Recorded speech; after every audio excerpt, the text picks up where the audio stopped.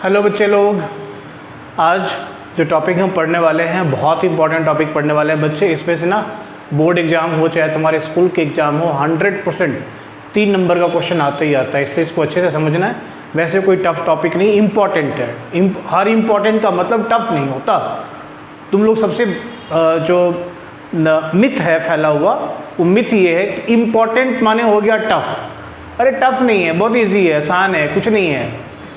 क्या करते हो तुम, कोई गलती करते हो ना तो उसको क्या करते हो, सुधारते हो, यानी कि कुछ ऐसा कर देते हो कि वो गलती जो है वो उसका इफेक्ट या इम्पैक्ट ख़त्म हो जाता है ना। मान लो किसी से कभी लड़ाई झगड़ा कर लिया, गलती हो गई, तो क्या करते हैं, अगले दिन सुबह जाते हैं, उसको जो है प्रणाम नमस्ते करके और माफ़ी मांग लेते हैं। तो क्या हो जाता है, वो गलती जो है वो गलती ख़त्म हो गई, वाइप आउट हो गई, इरेज हो गई, और हमने अपने गलती को ठीक कर लिया। ठीक है ना। यानी जो एरर हुआ था, जो गलती हुई थी, जो एरर मुझसे हुआ था, जो भूल मुझसे हुई थी, उस भूल का मैंने क्या किया, उस भूल को मिटाने नहीं गए। उस भूल को मिटाया जा सकता है क्या? तुम अगर कर गए, गलती कर गए, तो वो तो फिर अंडू नहीं हो सकता ना, वो तो वही है। तो उसको वहीं छोड़ो, अब आ जाओ, आ करके कुछ ऐसा करो कि वो व्यक्ति उस मेरी गलती को भूल जाए, उसमें सुधार हो जाए, वो फिर करेक्ट रास्ते पे आ जाए। तो मैं क्या करूँगा, कोई दूसरी चीज़ करूँगा। जैसे मैंने अभी भी रिपीट कहा आपको कि आऊँगा, माफ़ी मांग लूँगा, माफ़ी जैसे ही मांगूंगा वो गलती का क्या हो गया, सुधार हो गया, अब वो करेक्ट पाथ पे आ गया। तो हमको यही सीखना है इस टॉपिक के अंदर, पास्ट एडजस्टमेंट के अंदर। ठीक है, तो टॉपिक हमारा क्या है, पास्ट एडजस्टमेंट। तो चलो बच्चों देखते हैं पास्ट एडजस्टमेंट में क्या क्या चीज़ें हैं। ये हमने लिख दिया यहाँ पर, पास्ट एडजस्टमेंट्स, यानी जब भी हम कोई भूल चूक करते हैं ना, तो उस भूल चूक को हम लोग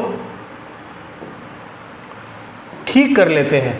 उस भूल चूक को मिटा तो सकते नहीं, अंडू कर नहीं सकते, इसलिए हम क्या करेंगे, कुछ ऐसा काम कर देंगे कि ये गलती जो है वो अपने आप ठीक हो जाएगा, सही में कन्वर्ट हो जाएगा, बस।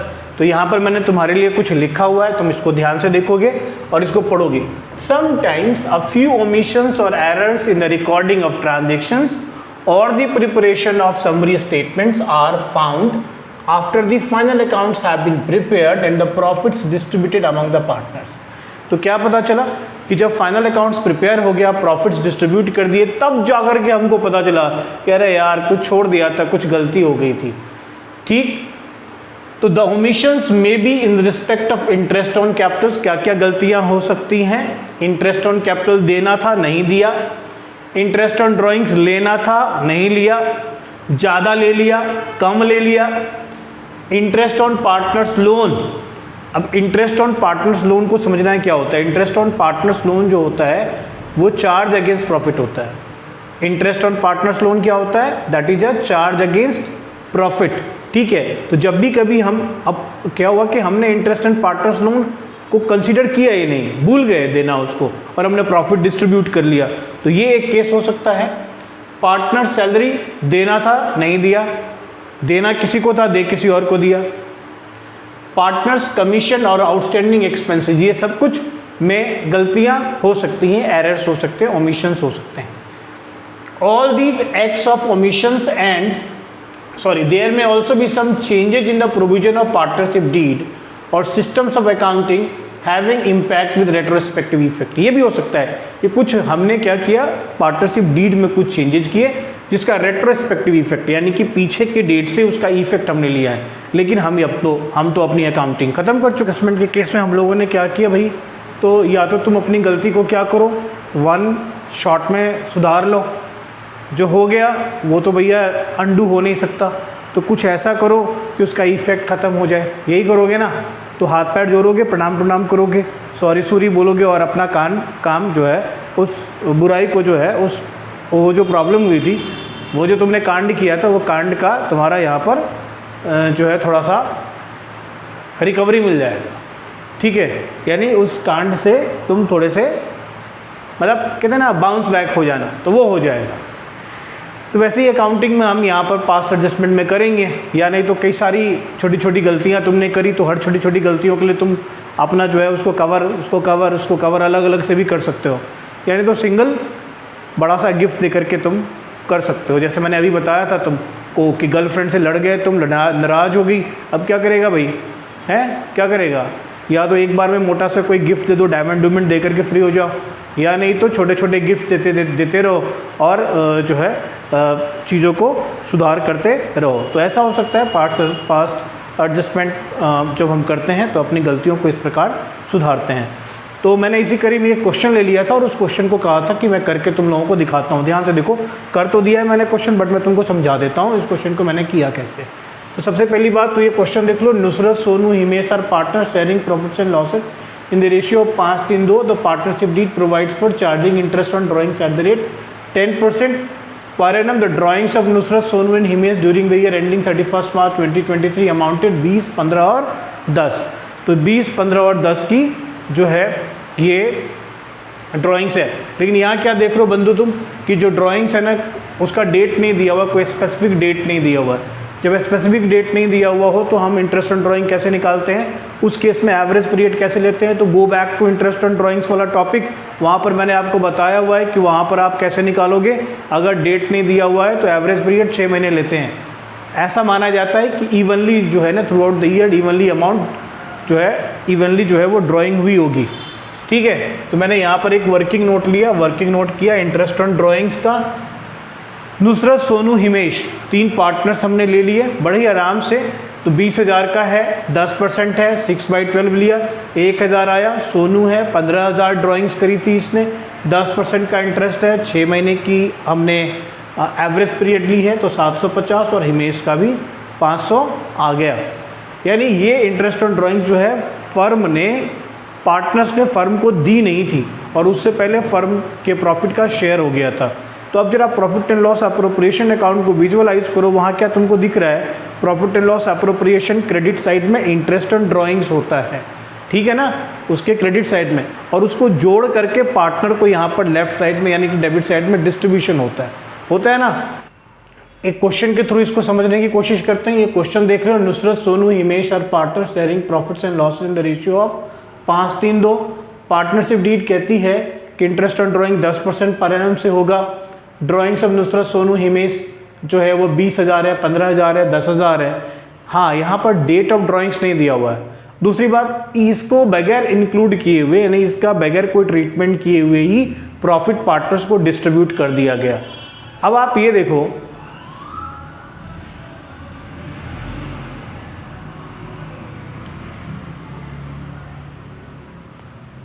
अगर और आप अब ये देखो कि अगर इंटरेस्ट ऑन ड्राइंग्स है ना, इंटरेस्ट ऑन ड्राइंग्स को profit and loss appropriation account visualise करो, कहाँ पे रखते हो तुम, क्रेडिट साइड में रखते हो। और उसका टोटल करने के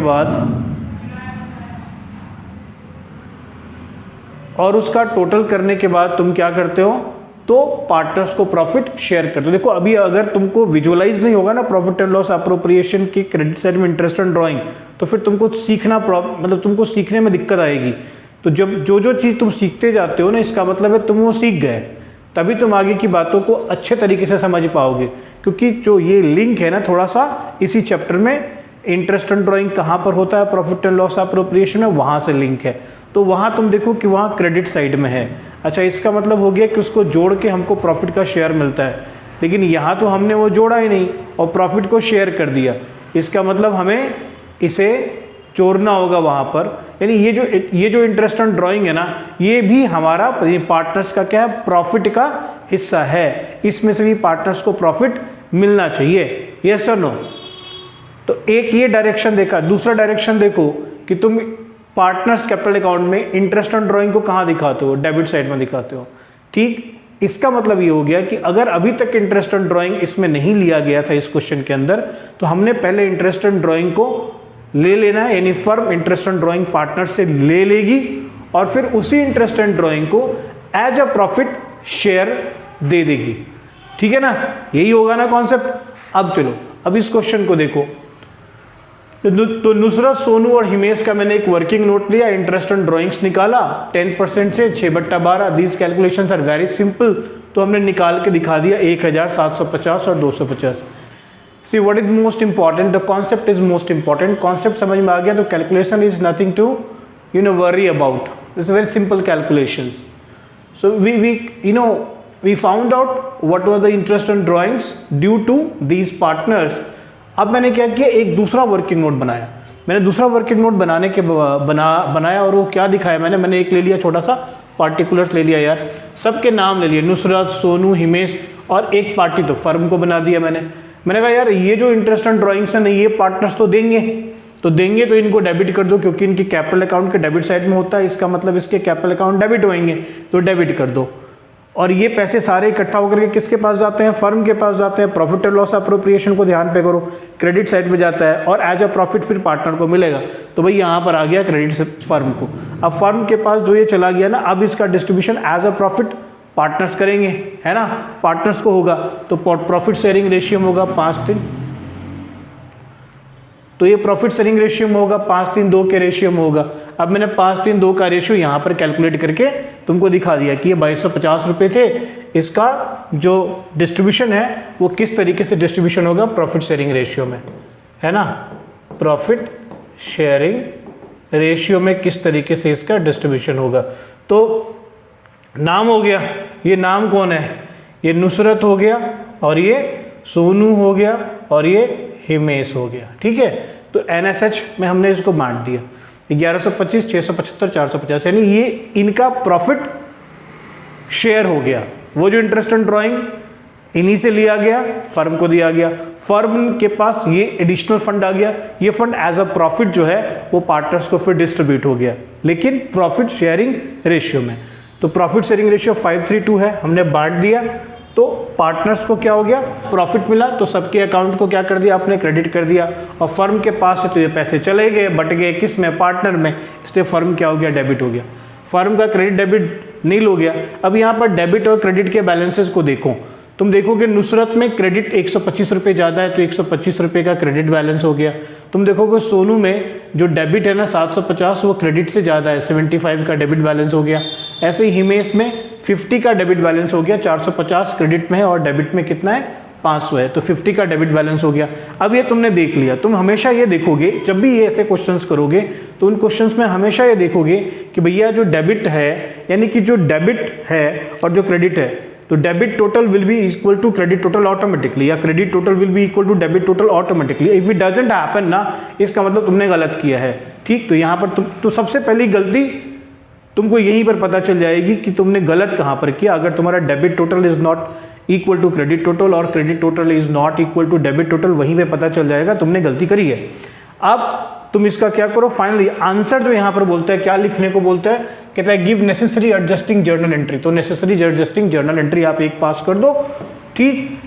एक्चुअली में सॉल्यूशन ये है, ये सारे वर्किंग नोट्स हैं, लेकिन ये वर्किंग नोट्स दिखाने जरूरी हैं। अगर ये वर्किंग नोट्स नहीं दिखाएंगे 3 नंबर नहीं मिलेंगे, ओके। तो ये सारी चीजें दिखाई, जैसे मान लीजिए प्रॉफिट शेयर के लिए मैंने ऐसे इसको दिखा दिया, you can show this way only, no problem, you can show this way only, no problem, but you have to show the calculations, you have to show the how this amount comes from where this amount has come, ये दिखाना बहुत जरूरी है। तो तुमने entry पास कर दी और लिख दिया being adjustment entry pass, that is it, question हो गया।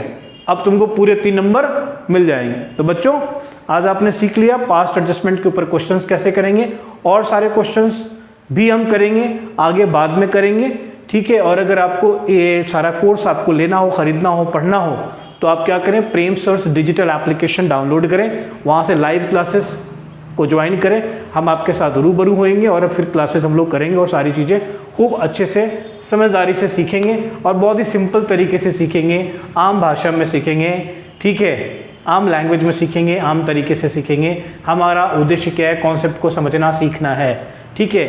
फ्लैशी लैंग्वेज या फ्लैशी स्टाइल दिखाना है, वो सब चीज़ें बेकार की बातें हैं, ये सब फालतू की बातें हैं। ये सब चीज़ों से ना करियर बनता है, ना ही आपको सीख पाते हैं, ठीक है। तो आपको सीखना है, you have to learn the lessons, you have to learn the things, ठीक है ना, in a proper manner, so that it will work for you for the days to come, तो तुम्हारे लिए काम करे आने वाले समय में, ओके। तो ठीक है बच्चों, अगर आपने इस चैनल को सब्सक्राइब नहीं करा है तो आप इसको जरूर सब्सक्राइब करें, अपने दोस्तों के साथ शेयर करें, क्योंकि जो प्रसाद होता है ना, बांटने से उसका फल ज़्यादा मिलता है, ओके। तो ठीक है, तो आज के लिए बस इतना ही। Thank you very much boys and girls, and जय हिंद, जय भारत।